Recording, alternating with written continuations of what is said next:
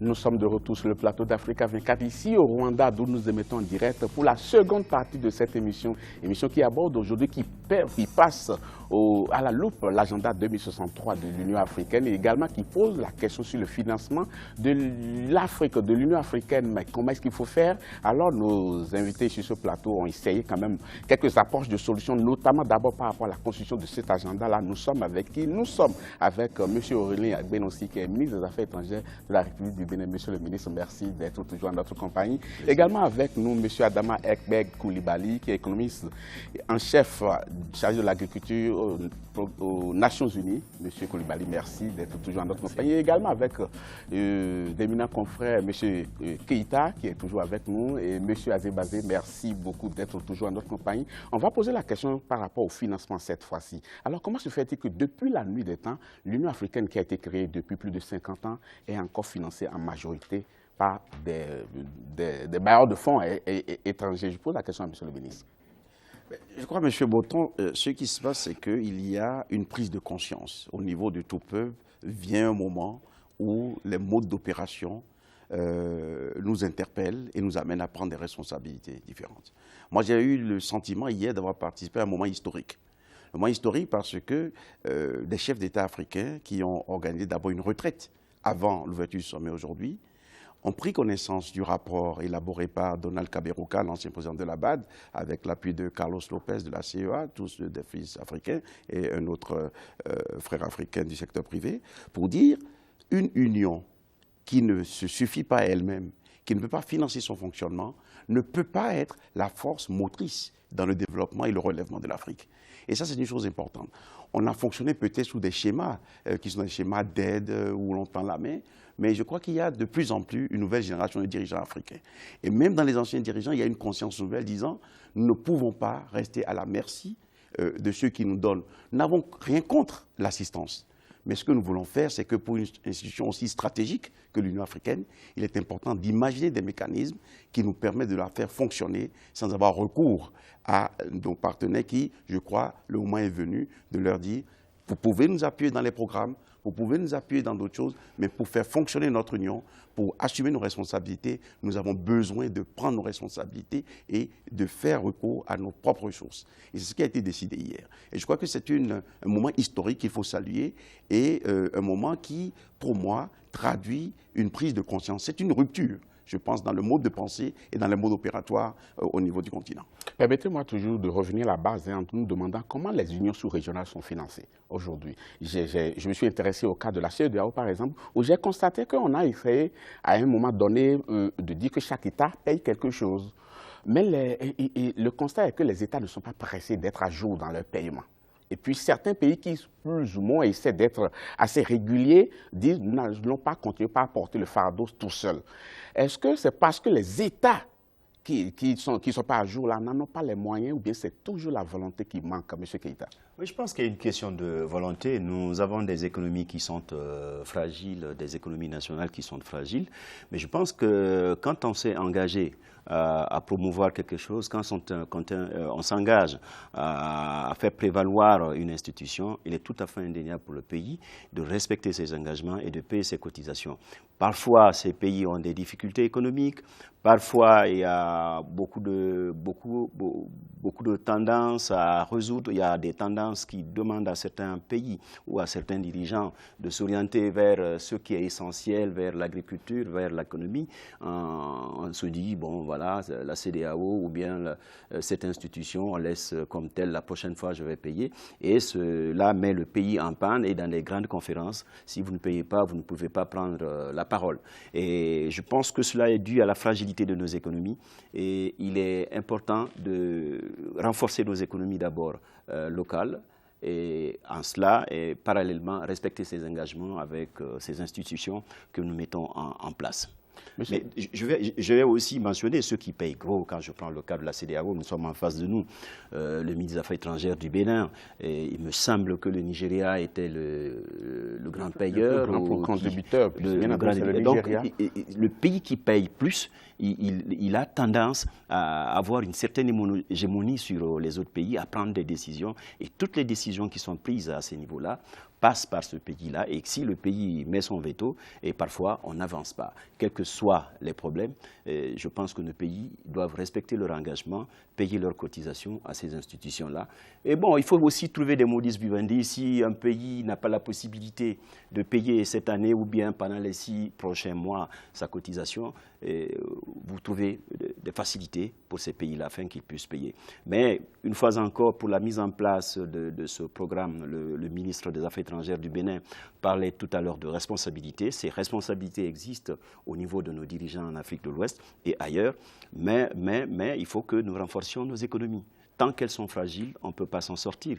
On ne peut pas trouver de mécanismes endogènes, autochtones, pour pouvoir nous en sortir et faire face à ces institutions-là. Je parle sous le contrôle du ministre des Affaires étrangères. J'ai eu dire que le chef d'État nigérian, ayant constaté que certains États ne sont pas à jour, aurait tapé du poing sur la table en menaçant de ne pas continuer à payer aussi, parce qu'il faudrait que la bonne volonté se manifeste au niveau de tout le monde. Les plus grands contributeurs au niveau de la CEDEAO, c'est le Nigeria, c'est la Côte d'Ivoire, c'est le Ghana, d'autres pays aussi. Mais quand on n'a pas réussi à contribuer au niveau sous-régional et on vous demande maintenant de contribuer peut-être au niveau régional, est-ce que la chose est aisée à faire, M. Coulibaly? Je voulais préciser, excusez-moi, cher confrère, je voulais préciser qu'au sein même de l'Union africaine, il y a des pays qui payent gros. Et ces pays-là, on la voit, ici, ils ont la voix, ils prennent des décisions. Je ne sais pas s'ils imposent. Ça, c'était hier, parce que les choses ont beaucoup évolué depuis la chute du guide Mohamed Kadhafi. Les choses ont beaucoup évolué. Donc, je reviens à ma question. C'est la crainte. Enfin. Oui, je reviens à ma question, M. Coulibaly. Quand les États, déjà, au niveau sous-régional, n'arrivent pas à être à jour par rapport aux contributions, et désormais, peut-être qu'on trouvera d'autres moyens de financement de l'Union africaine, mais il va falloir que les États quand même mettent un peu la main à la poche. Quand on n'a pas fait au petit niveau, est-ce qu'on peut faire au niveau moyen ou bien au grand niveau? Merci Babylone. D'abord, je voudrais dire qu'il faut d'abord, sur la question vraiment aujourd'hui du financement, le financement du développement, comme vous le savez,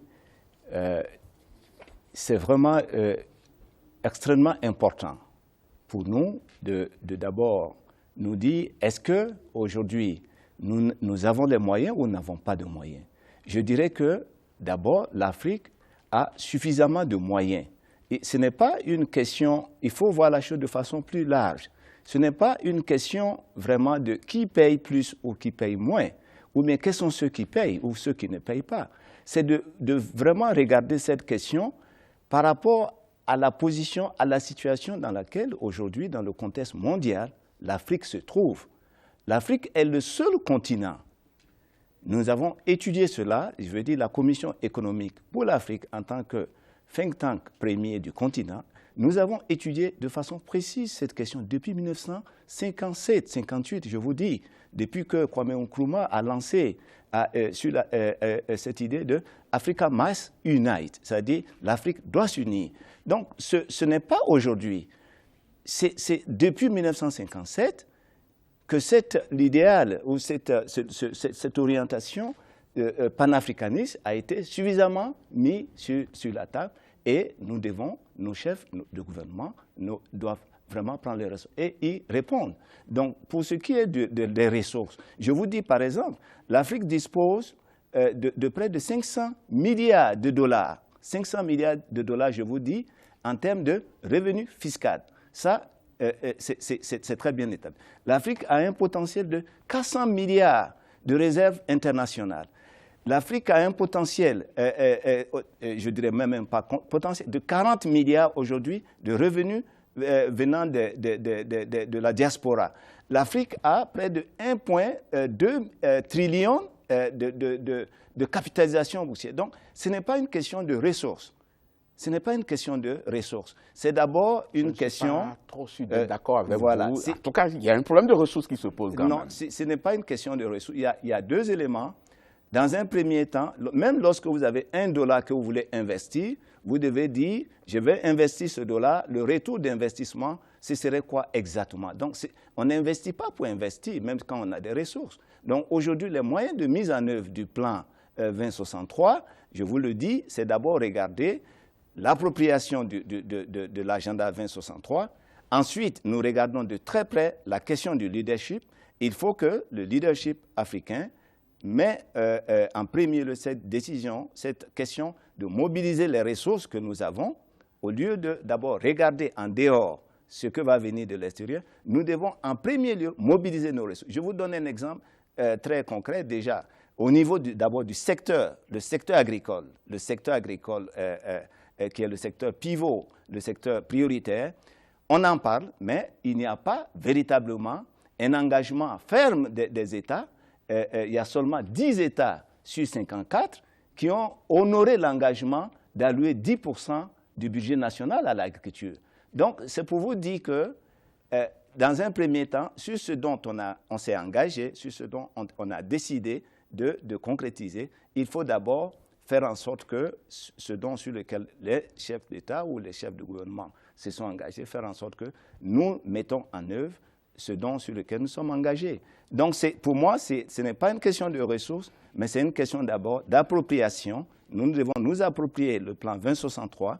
Ensuite, notre leadership doit prendre ses responsabilités, mettre les moyens de mise en œuvre, parce que nous disposons de suffisamment de ressources internes pour pouvoir vraiment concrétiser le plan que nous avons dans la main. Je disais tout à l'heure que les téléspectateurs sont bien présents dans cette émission. Je vais donner lecture de quelques-unes de leurs réactions. M. Benoît Diakité dit « L'agenda 2063 est très bien sur le papier, mais la mise en œuvre sera difficile. Nous avons des problèmes pour mettre en œuvre des projets déjà à la base. » M. Wad Hostel dit « Les défis de l'agenda 2063 sont la domestication d'engagements continentaux et la vulgarisation de cet agenda. M.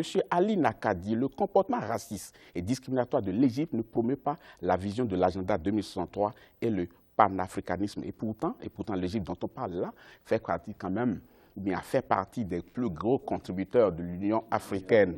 Donc, il va falloir trouver un autre financement. Mais avant d'avancer, je vais demander à M. Azebazé, quand on voit au niveau de la CEDEAO, on a pu identifier quand même un certain nombre de mécanismes pour pouvoir financer la CEDEAO. Mais le plus étonnant, c'est que les gouvernants ont mis en place quand même le mécanisme au niveau local de collecter ces ressources-là. Mais je suis quand même étonné que l'on collecte ces ressources-là, mais pourtant on ne soit pas à jour dans la contribution. Est-ce que ça vous étonne? Je ne sais pas si le pays que représente le ministre des Affaires étrangères ici est à jour par rapport à cela.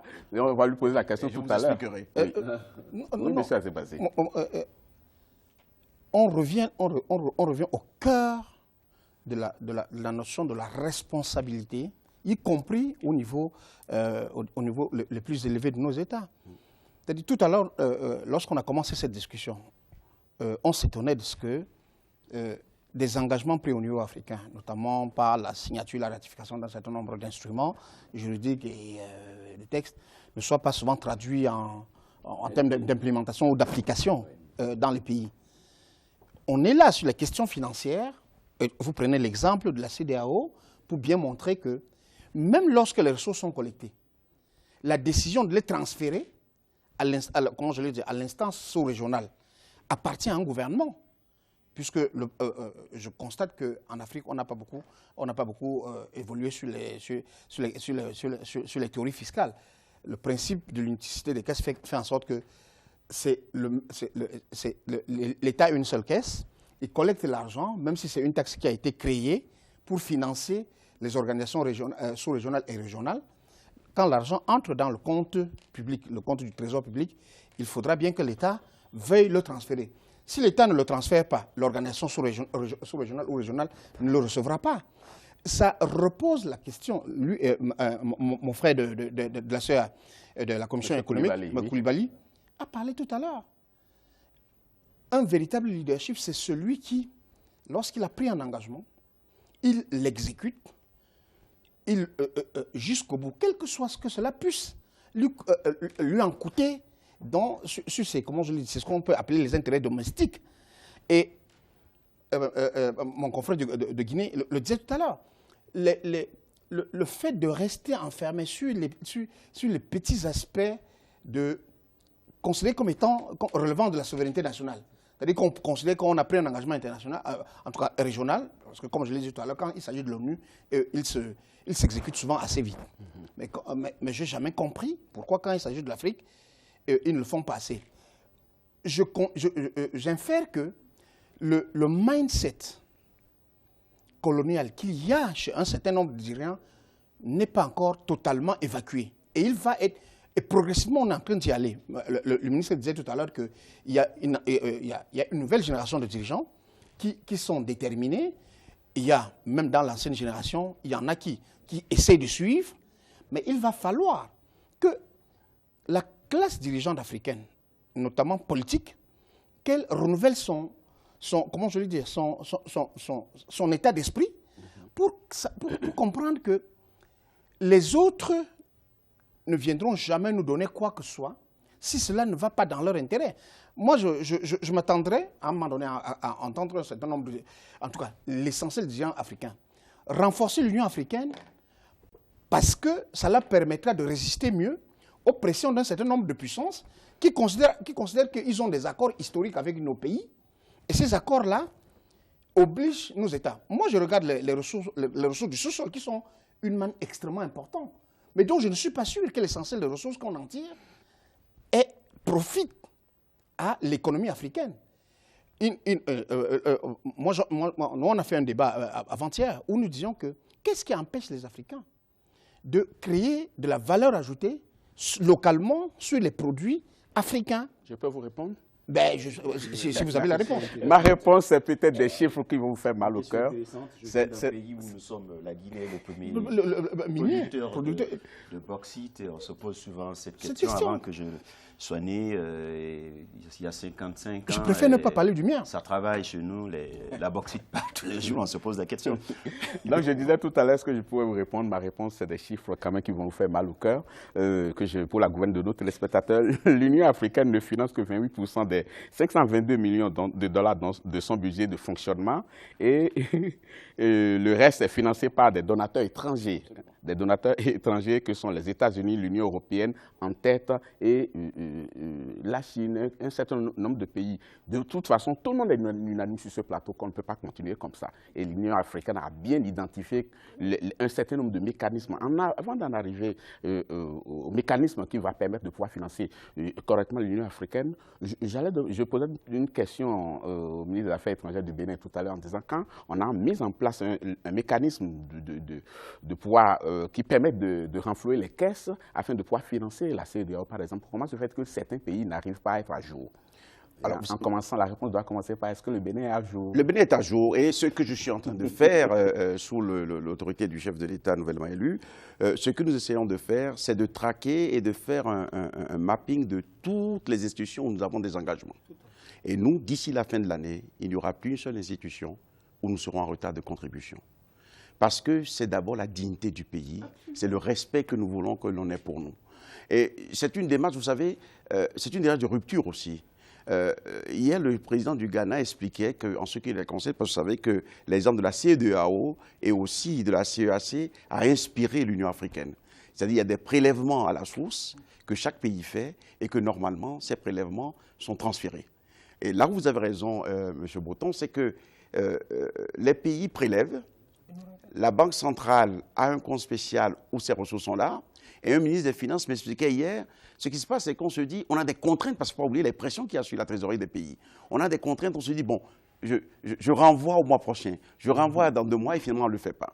Ce qu'il faut faire, c'est ce que disait le président ghanéen hier, il dit, nous, lorsque nous le faisons, quelles que soient nos contraintes, nous disons, on transfère. C'est ce qui est fait. Donc je crois qu'il faut, c'est une question de leadership, il faut s'engager désormais. D'abord, l'Union africaine n'avait pas ce mécanisme que les commissions régionales avaient. Il n'a pas ce mécanisme de la CEDEAO ni de celui de la CEAC. C'est de faire, et on a dit de faire une taxation, ce n'est pas grand-chose, mais ça donne beaucoup d'argent. C'est 0,02% des importations éligibles. Parce que les intrants agricoles, les produits pour la santé et un certain nombre d'autres produits ne sont pas éligibles. Mais malgré cela, l'étude qui est faite par le groupe de travail dirigé par Donald Kaberuka montre que c'est possible. Alors ce qu'il faut faire, c'est que dès que ces prélèvements seront faits, il faut les affecter directement au fonctionnement de l'Union. Mais les pays ont aussi posé une condition, et c'est la position de mon président. Il veut, sans du tout vouloir donner une leçon à qui que ce soit, qu'on s'assure que la gestion elle est rigoureuse. Donc nous revisitons les modes opératoires, et c'est ce qu'a dit Mme Zouma hier, on revisite les modes opératoires, on met en place un contrôle financier pour l'adapter aux standards. Il faut que l'Afrique vive sobrement. Il faut qu'elle ne vive pas au-dessus de ses moyens. Il ne faut pas qu'un commissaire à l'Union africaine fonctionne comme le commissaire d'une autre institution. Et c'est ça qui est important. Et le changement qui va arriver, c'est que ces ressources seront là pour financer 3 catégories de choses: le fonctionnement, les programmes et les opérations de maintien de paix. Et à partir du moment où cela sera mis en place, systématiquement, ces ressources qui sont prélevées seront affectées à l'Union. Il s'agit, bien sûr, vous direz que ce sont des hommes qui sont chargés de prendre ces décisions-là. Mais je crois que l'engagement et ce désir de prendre de nouveaux départs par nos dirigeants africains pour le fonctionnement de leur union, je pense qu'il faut le prendre au sérieux et il faut s'assurer que désormais, l'on transfère directement, puisque le prélèvement est fait, on transfère cela au fonctionnement sous la surveillance vigilante, non seulement de ceux qui contrôlent les comptes, mais aussi d'une société civile qui sera informée. Rien n'interdit de mettre les ressources dont on dispose sur un compte, sur un site où les gens regardent. Rien n'interdit, on parle du naming et du shaming, de désigner ceux qui ne payent pas et de dire « mais monsieur, vous n'avez pas payé ». Et je crois que c'est dans cette démarche-là, ces démarches nouvelles, que l'on s'engage. Et moi, je suis assez optimiste sur l'avenir de mon continent. Il faut une rigueur pour que ces choses-là s'appliquent et cela doit s'appliquer. Mais je vais faire mienne la préoccupation que vous avez soulevée tout à l'heure pour excuser quand même ceux-là qui ne sont pas à jour, qui disent qu'il y a des contraintes. Effectivement, on a mobilisé des fonds quelque part qui sont destinés peut-être à la CEDEAO ou bien à l'Union africaine et subitement il y a une catastrophe naturelle qui arrive, une grosse inondation qui a fait une bonne partie du pays. Qu'est-ce qu'il faut faire de manière réaliste? Est-ce que les États font des fonds de souveraineté dont on voit certains chefs d'État s'approprier de manière... Attention, les fonds de souveraineté ne sont pas destinés à cela. Non, M. Bouton, je crois qu'il y a un problème de gestion. Non, il y a un problème grave de gestion des ressources publiques dans nos pays. On ne peut pas continuer à... Je ne parle pas de fonds de souveraineté, mais je veux dire qu'il y a un effort aussi à faire en interne, d'avoir une certaine rigueur dans la gestion de nos ressources. Et je crois que de plus en plus, on va vers cela. Et il faut continuer à aller vers cela. Ne pas croire qu'on le fait simplement pour contenter les bailleurs. Écoutons l'approche de M. Coulibaly. Oui, ce que je voulais rebondir vraiment sur ce que le ministre vient de dire. Oui. Parce qu'au niveau de nous, à la Commission économique des Nations Unies pour l'Afrique, nous suivons de très près, de façon approfondie, le cas de chaque économie. Si je prends le cas de l'économie du Bénin, je dirais que, par exemple, au niveau de l'électricité, le secteur de l'électricité, nous avons étudié et nous avons estimé que déjà, le défaut d'électricité, le défaut de l'électricité dans un pays peut coûter jusqu'à 7 points de croissance en termes de revenu national brut. Et le cas du Bénin est un exemple de cela qui couvre pratiquement, je dirais, 10% de ses besoins en termes de sources internes. Donc, juste en réglant le problème de l'électricité, on peut gagner tout de suite en 10%, en 7,8 points de croissance. La croissance, c'est d'abord faire en sorte qu'on produise de la richesse et on puisse agrandir le gâteau. Et quand le gâteau est plus élargi, nous n'avons qu'un problème en ce moment d'avoir dans ce cadre-là la possibilité de régler plus facilement les questions de paiement, de cotisation, etc. Aujourd'hui, le gâteau que nous avons est très réduit, si je peux. Nous sommes à pratiquement 4% de croissance, où nous devons être à 7% sur le continent en moyenne. Donc, je dirais, à un niveau local déjà, le leadership est d'abord, il y a leadership et leadership. Avec le président Talon, que nous accueillons d'ailleurs l'arrivée, nous n'allons pas attendre 60 ans pour régler le problème de l'électricité. Et le président Talon vient de le faire. Il a mis en priorité avec son ministre de l'énergie que le problème de l'énergie soit réglé d'ici la fin de l'année. Absolument. D'ici la fin de l'année. On attend encore l'électricité. Oui, ce n'est pas encore réglé. Ça s'améliore. On attend quand même que ce soit fait. D'ici décembre, c'est bon. Voilà, donc le leadership est important parce qu'il faut avoir réglé, c'est l'une des priorités. Je vais à un niveau continental aussi. Au niveau de la BAD, vous avez vu que la question aussi de l'électricité, l'énergie, la fourniture systématique de l'énergie, est l'une des priorités du président Adesina pour essayer de faire en sorte que l'Afrique également puisse véritablement disposer. Sans l'énergie, sans l'énergie, sans l'électricité, en aucune façon, nous pouvons produire de la richesse et tout de suite nous libérer de façon immédiate de tous les enjeux que nous avons. Sinon, la question de la taxation, je pense qu'à ce niveau déjà, ça peut être une source. Mais je dirais que pour ce qui nous concerne l'Afrique aujourd'hui, c'est de regarder les problèmes de façon holistique. Il y a la question, on peut déjà régler le problème, par exemple, de l'électricité au niveau du barrage de Inca, qui peut nourrir toute l'Afrique en termes d'énergie. Et avec l'énergie, je pense que tout de suite, il y a la création de richesses qui, au niveau des jeunes, les jeunes n'attendent que... Ça booste la croissance. Voilà, les jeunes n'attendent que l'État, les leaders mettent en place un environnement pour leur permettre, en tout cas, je dirais, de se libérer, de libérer les forces, leur créativité et faire en sorte que nous créons de la richesse. Donc, c'est de ça qu'il s'agit. Il y a des problèmes fondamentaux de base. L'électricité est un exemple, mais je pense que ce n'est pas vraiment les ressources fiscales seulement, mais c'est vraiment aujourd'hui libéré parce que nos jeunes représentent pratiquement, je dirais, un potentiel énorme de créativité, de création de nouveaux produits. Et nous avons, comme Boton disait tout à l'heure, quel est le rôle de chacun? Nous avons nos femmes, elles n'attendent que d'être libérées dans cet agenda 2063, en ayant plus d'accès de droits, par exemple, à la terre. Les jeunes aussi attendent la même chose. Donc, c'est d'abord, un premier temps, le travail des leaders de mettre en place un environnement attractif, d'abord pour les investisseurs étrangers, un environnement aussi de travail, et aussi des institutions qui facilitent, et non pas des institutions qui sont extractives. Beaucoup d'attentes. Vous avez mis le doigt tout à l'heure sur l'électricité. Vous avez parlé du barrage de Inga, en République démocratique du Congo, qui aurait pu fournir l'électricité à tout le continent. Mais ça fait très longtemps qu'on a identifié quand même cela. Et pourtant peut-être qu'on est au stade encore des études. J'espère qu'avec l'agenda 2063, on va pouvoir connaître une évolution énorme dans ce domaine-là, chers téléspectateurs, chers invités. Et nous allons marquer encore une seconde pause, le temps de nous réarmer davantage pour affronter les propositions que fait l'Union africaine afin de pouvoir financer cette union continentale. Chers téléspectateurs, ne partez surtout pas, on vous retrouve dans quelques instants.